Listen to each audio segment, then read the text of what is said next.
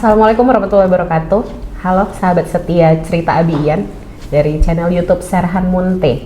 Pada hari ini kita sedikit berbeda nih.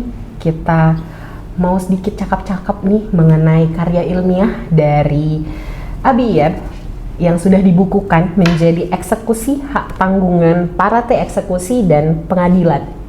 Jadi hari ini kita berbincang-bincang dengan Bapak Serhan Munte ya mengenai buku yang sudah Bapak tulis nih mengenai eksekusi hak tanggungan parate eksekusi dan pengadilan. Boleh sedikit Pak diceritakan mengenai buku ini? Ya, kawan-kawan semua, alhamdulillah, salatu wassalam ala rasulillah ala ziyanabiya ba'da. Alhamdulillah qadarullah, dari berawal dari berkontemplasi, kemudian timbullah sebuah ide dari proses yang mungkin menjadi pemikiran pada saat dulunya kita melihat dari sisi perbankan yang memang kebutuhan masyarakat untuk dunia perbankan itu sangat tinggi ya Mbak, dari sisi baik itu usaha ataupun mungkin kebutuhan konsumtif dan lain sebagainya. Nah, kita melihat dari sisi kacamata saya bahwa ketika seseorang yang sudah hadir ke bank lantas menemui jalan buntu untuk menyelesaikan masalah kreditnya atau yang mungkin kita kenal dengan namanya kredit macet, maka tidak ada jalan lain kecuali melakukan eksekusi hak tanggungan. Nah, buku ini saya hadirkan untuk memberikan kepastian kepada perbankan sendiri bahwa ternyata salah satu undang-undang yang telah hadir di Indonesia melalui Undang-Undang Nomor 4 Tahun 1996 yang bicara tentang hak tanggungan itu juga masih mengalami beberapa polemik-polemik yang mungkin sampai saat ini masih belum diatasi, sehingga adanya proses-proses yang tidak memudahkan perbankan pada umumnya untuk bisa memberikan recovery atau penyelamatan piutang dari yang sudah diberikan kepada debitur atau nasabah. Nah, mungkin nantinya insya Allah buku ini saya sumbangsikan pemikiran untuk insan perbankan agar bisa menjadi sebuah input atau tambahan, dan juga yang paling penting adalah bagaimana nanti kita dorong pemerintah untuk hadir dan memberikan refleksi baru di Undang-Undang Hak Tanggungan yang sudah lahir dari tahun 1996, tapi kita tahu saat ini sudah 2025 kan, harusnya sudah ada perbaikan ataupun malah penyempurnaan. Mungkin itu Mbak untuk cita-citanya. Oke. Sedikit menarik nih Pak dari judul yang saya lihat ya Pak ya, eksekusi hak tanggungan parate eksekusi dan pengadilan. Mungkin apa sih Pak perbedaan yang paling mendasar nih antara parate eksekusi dan eksekusi hak tanggungan melalui pengadilan yang mungkin Bapak tuangkan dalam buku ini? Boleh diceritakan sedikit Pak? Iya, jadi begini Mbak, dalam sisi hak tanggungan ini ada dua metode yang memang itu sudah menjadi pelaksanaannya di lapangan. Satu namanya adalah parate eksekusi. Jadi kalau parate eksekusi ini dalam Undang-Undang Hak Tanggungan itu di pasal 6 yang mengangkat bahwa bank itu dapat langsung melaksanakan eksekusi apabila nasabahnya sudah dinyatakan macet. Di sini banyak sekali mungkin perbankan yang garis bawahi bahwa nasabah itu harus macet. Insan perbankan pasti sudah pada tahu ya, yang dikatakan macet itu pasti sudah kolektibilitas 5. Jadi kalau ia masih, kalau bahasa kita tuh batuk-batuk, ya itu masih mungkin kolektivitas 2 dan sebagainya. Kalau dia sudah kolektivitas 5 atau di dalam Undang-Undang Hak Tanggungan itu dinyatakan sudah jatuh tempo. Nah, di jatuh tempo itu dalam artian pembiayaannya atau kreditnya ini sudah melewati masa dari yang memang diakadkan atau diperjanjikan. Nah, itu bisa dilakukan eksekusi dengan membawa seluruh berkas-berkasnya ke balai lelang swasta, apakah itu lewat KPKNL secara pemerintah atau balai lelang swasta mandiri yang memang sudah banyak di negara kita, dapat melaksanakan langsung proses eksekusi, lelang dan lain sebagainya tanpa melalui proses peradilan yang mungkin dalam tanda kutip orang sekarang banyak khawatir karena harus melalui proses hukum. Sementara kenapa saya katakan di dalam buku saya bahasa yang lebih singkat lewat peradilan, karena di dalam Undang-Undang Hak Tanggungan itu juga ada yang disebut dengan namanya fiat eksekusi. Fiat eksekusi ini menggunakan pasal 20 yang dilaksanakan melalui perintah ketua pengadilan. Di sana memang ada proses, ada namanya unmanning, proses peringatan, kemudian sita eksekusi, melihat objeknya, kemudian diletakkan sita oleh juru sita, dan yang terakhir baru dilakukan lelang. Memang ada kelemahan dan kelebihannya dari kedua proses ini, namun setelah kita gali, kita coba mengelaborasi, kedua-dua proses ini belum begitu menguntungkan bagi perbankan. Kenapa? Singkat saja, yang parate kalau kita lihat memang cepat, biaya murah, dan prosesnya cukup efisien, namun bisa dapat menimbulkan perlawanan hukum dari debitur. Paling singkat, kalau seandainya mungkin bank sudah dapat melakukan lelang, tapi yang sayangnya pada saat perjalanannya eksekusi rumah tidak terjadi karena apa? Masih dikuasai oleh pemilik lama. Sedangkan fiat eksekusi ini cukup ampuh, namun prosesnya lebih panjang. Kira-kira itu kalau untuk perbedaannya. Oke, kalau dari Bapak sendiri, lebih efektif mana kira-kira antara keduanya? Nah, good question.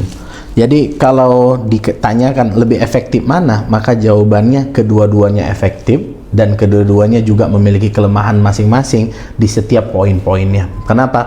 Perbankan sendiri mungkin kita tahu ya Mbak, itu harus cepat merecovery supaya agunan ini tidak masuk kepada, kalau dulu kita dengar namanya HEJP, harta eks jaminan pembiayaan, sekarang disebut dengan namanya AIDA, agunan yang diambil alih.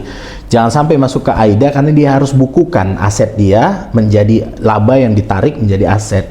Bank harus berputar terus secara sehat, maka ketika ada jaminan yang masuk dan ini macet, dia harus segera lakukan, ini dalam artian dijual gitu ya Mbak, segera dijual, dan setelah itu baru langsung dibukukan kembali sebagai sumber pengembalian bank karena nasabah itu macet. Tapi kedua proses ini belum menawarkan itu, karena yang satu punya kelemahan, yang satu prosesnya panjang, sehingga ketika bank harus memilih satu di antara dua, ini seperti buah si malakama. Nah, ini yang menjadi kritik dasar dari buku ataupun tulisan saya ini. Oke, kalau menurut Bapak ini, gimana menjelaskan dasar hukum dan syarat sah dalam pelaksanaan parate eksekusi menurut Undang-Undang Hak Tanggungan sendiri dan jurisprudensi Mahkamah Agung? Ya, sebenarnya kalau kita lihat dari sisi-sisi jurisprudensi, kita melihat banyak sekali kontradiksi yang timbul dari sisi bagaimana keberlangsungan Undang-Undang Hak Tanggungan yang memang menjadi satu-satunya media untuk bank dari penjaminan harta tidak bergerak, ataupun mungkin kalau dalam perdata disebut benda tidak bergerak. Kenapa? Karena yang pertama begini, kalau dalam konsep kita lihat parate eksekusi ini, yang penting adalah pertama, nasabah itu sudah dilakukan surat peringatan sampai 3 kali. Jadi dia terima SP 1, 2, dan 3. Nah, kita melihat apakah sistem keadilan hukum ada di sana. Kalau dari sisi akademis, memang bisa saja mungkin contoh 2 hari dikirim SP 1, SP 2, SP 3, dan sebagainya. Itu kan adalah bentuk dari kehendak yang dilakukan oleh insan perbankan. Tapi dari sisi yang lain, mungkin kita bisa melihat juga bagaimana kawan-kawan di perbankan juga mungkin kalau boleh dibilang kepala cabangnya kali ya, itu deg-degannya luar biasa ketika pembiayaan atau kredit itu jatuh tempo, karena bisa langsung terjun bebas ke Call 5, dan kalau sudah Call 5 dia harus bukukan PPAP-nya. Nah, ini mungkin istilah-istilah perbankan, bagi kawan-kawan perbankan sudah sangat tahu ya.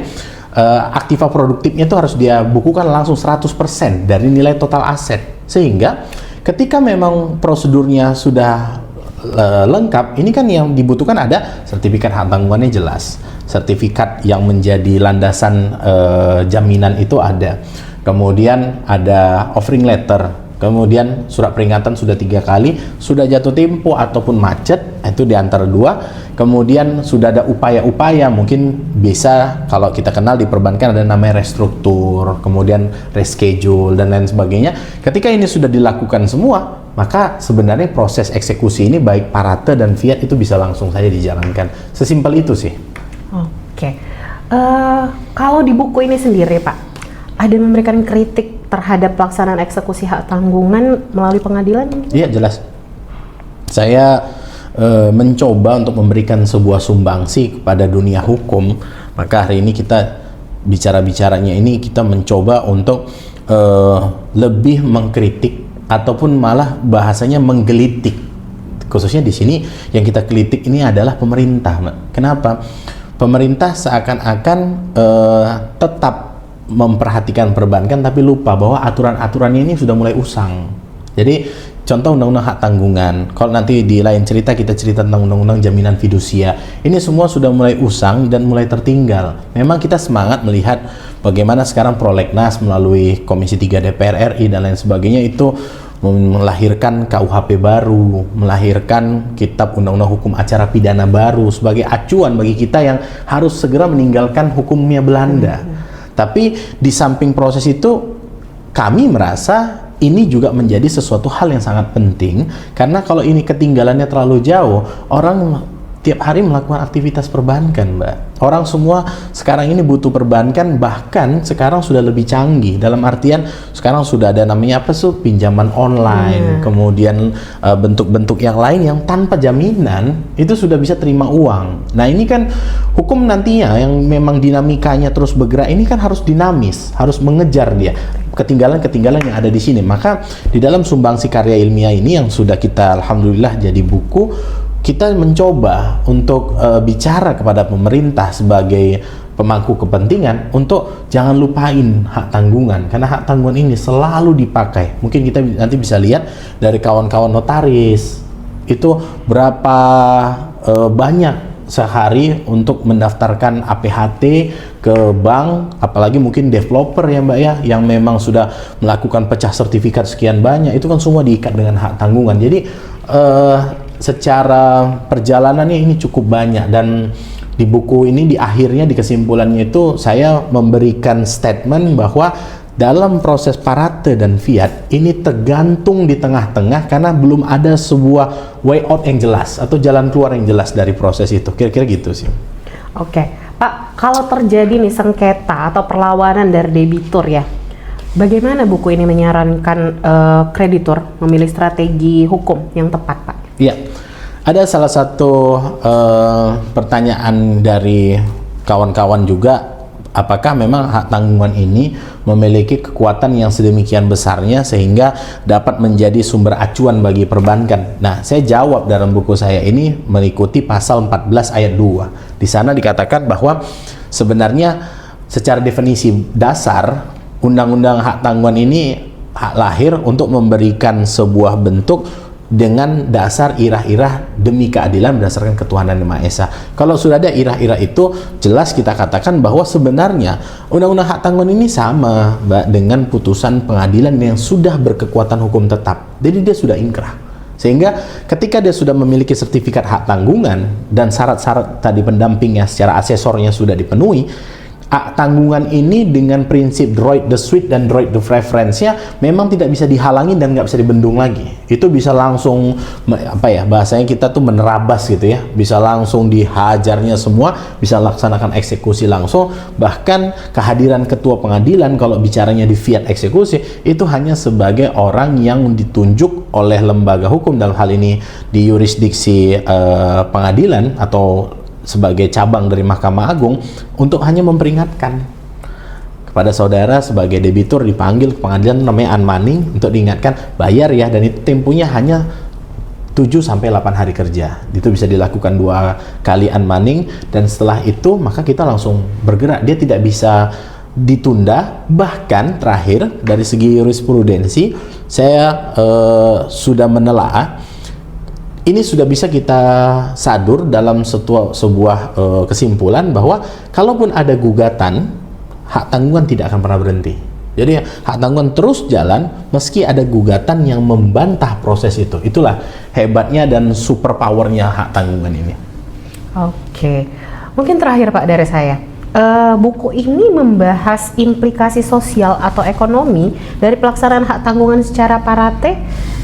Ya, memang kita melihat dari sisi penegakannya dan kita kaji juga dari sisi implikasinya. Memang kalau kita melihat dari implikasinya, kita akan masuk lagi ke dalam karena hukum kan tidak pernah bisa lepas dari sisi filsafat. Berarti kita lihat dari ontologisnya bagaimana, kita lihat dari sisi etimologinya bagaimana. Nah, kalau dari sisi-sisi itu kita melihat kajian-kajian ini akan menemui sebuah titik terang terakhir bahwa memang ada parate dari lembaga-lembaga penjaminan lain juga semuanya memiliki parate eksekusi. Tapi alangkah baiknya kalau nantinya, ini cita-cita saya untuk melahirkan tulisan ini adalah bagaimana parate eksekusi yang super singkat itu yang hanya membawa kepada lembaga lelang, baik itu KPKNL, lembaga negara atau lelang swasta mandiri, tapi lengkapi juga bagaimana proses ini tidak bisa atau tidak dapat dilakukan eksekusi ataupun bukan bahasa eksekusi ya, mungkin gugatan yang menghalangi proses ini gitu. Jadi kalau emang mau dikasih baju rompi anti peluru menyeluruh, jangan separuh doang gitu. Nanti yang separuhnya lagi kena peluru mati deh.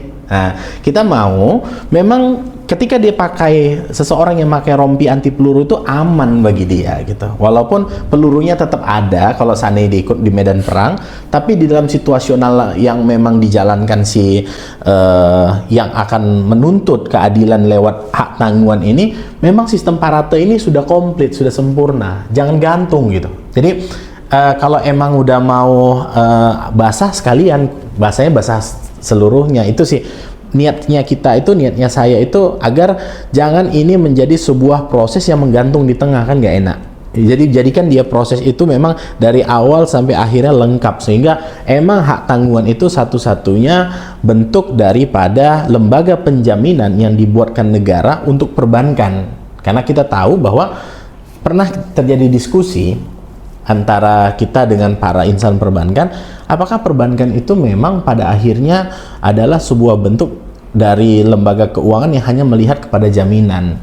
Namun kita kan bisa melihat di undang-undang perbankan, apa sumber pengembalian pertama yang menjadi jaminan untuk perbankan, jelas dikatakan adalah memang kemampuan bayar dari yang bersangkutan. Itu tadi berarti sumber pengembalian. Kenapa? Kalau kita ceritanya sumber pengembalian, ini kan udah jelas. Tapi kalau ceritanya seorang yang datang menghadap ke bank, kemudian butuh dana, dan ditanya jaminannya ada nggak? Berarti itu bukan bank, itu pegadaian.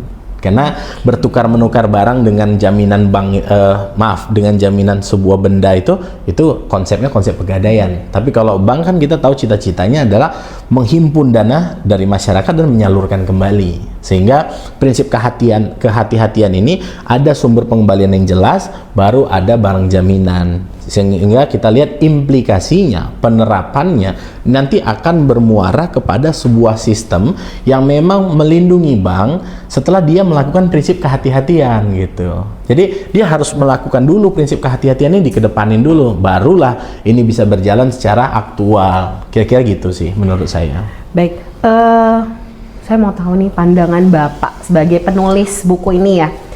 Perlindungan hukum bagi debitur itu bagaimana sih menurut pandangan Bapak? Nah, ini arah yang sangat berseberangan, Mbak. Kalau dari sisi perlindungan bagi debitur, mungkin nanti di episode yang lain saya lagi menulis sebuah buku tentang bagaimana keberlakuan dari undang-undang hak tanggungan syariah. Kenapa? Karena ketika tadi kita bicaranya dari buku yang kita bahas sekarang, ini kita bicara dari sudut pandang atau dari bagaimana caranya bank dalam melakukan tindakannya sehari-hari. Kita melindungi banknya dulu gitu. Tapi kalau dari sisi debitur, mungkin bisa terjadi adanya debitur-debitur yang memang macetnya bukan karena sesuatu yang sifatnya itikat buruk, tapi memang karena sebuah faktor X yang menyebabkan nasabah atau debitur ini macet karena ia mengalami mungkin keadaan mungkin ya Pak ya, kayak tiba-tiba usahanya merosot atau PHK atau kurang lebih begitu. Sehingga ketika dihadapkan bank dengan kunci utamanya adalah hak tanggungan, ini kan kacau nih, karena langsung saja dilaksanakan eksekusi tanpa melihat sebenarnya moral hazardnya bagaimana gitu. Nah, ini juga makanya saya bilang ini perspektif yang sangat berbeda. Tapi kalau kita cerita dari perspektif yang berlawanan, contoh kita ceritanya dari debitur, maka pembahasan kita sangat akan kontradiktif sekali dengan yang tadi ya kita bahas di cerita kita pada hari ini. Karena apa? Kita hari ini akan cerita dulu dari sisi perbankan. Mungkin insya Allah di podcast kita yang berikutnya atau mungkin di sesi berikutnya kita cerita dari sisi debiturnya. Kenapa? Debitur juga mengalami fenomena yang cukup bombastis ya, atau mungkin cukup roller coaster dari sisi bagaimana mungkin hanya sekedar macet, tiba-tiba call 5. Ini kan bermasalah sekali, apalagi bagi debitur-debitur yang memang menjadi entrepreneur atau wirausaha. Ini kan bisa mati, benar-benar langkahnya mati, mungkin bisa-bisa orangnya mati. Kenapa? Karena dari sisi yang berbeda, tanpa melihat aspek apa yang menyebabkan dia macet, itu bisa dilaksanakan langsung, bisa ditebas langsung. Kira-kira gitu sih. Oke, cukup menarik sekali untuk bedah buku kita pada hari ini. Mungkin kita tunggu Pak buku-buku selanjutnya, karya-karya ilmiah selanjutnya yang dibukukan. Kita bisa bahas lagi, kita akan ketemu lagi di episode-episode selanjutnya. Mungkin di cerita Abi Ian yang selanjutnya. Baik itu mengenai tadi yang Bapak sampaikan ya, mungkin kita akan bahas tentang dari sisi debitur, atau kita bahas karya ilmiah dari tema yang lainnya. Mungkin terima kasih Pak untuk hari ini, cakap-cakap kita pada hari ini. Terima kasih banyak untuk ilmunya juga. Semoga bermanfaat buat semua kita yang menyaksikan dan melihat dari channel Abi Ian ini. Cerita pada hari ini yang cukup menarik, diambil banyak ilmunya, terutama buat mungkin teman-teman yang terjun langsung di dunia hak tanggungan ini. Ya, boleh sambil dibaca juga bukunya. Kita sudah mulai terbit ya Pak ya? Alhamdulillah sudah terbit dan sudah ber-ISBN. Alhamdulillah. Jadi teman-teman juga bisa mulai dilihat nih, dilirik bukunya. Mungkin buku ini cukup banyak manfaat ya. Bisa juga untuk yang di lapangan, yang terjun langsung di dunianya, teman-teman notaris, mungkin teman-teman semua yang berkaitan dengan hak tanggungan bisa dibaca dari sini dan cukup banyak manfaatnya. Oke, terima kasih untuk hari ini. Terima kasih banyak Pak. Ya. Assalamualaikum warahmatullahi wabarakatuh.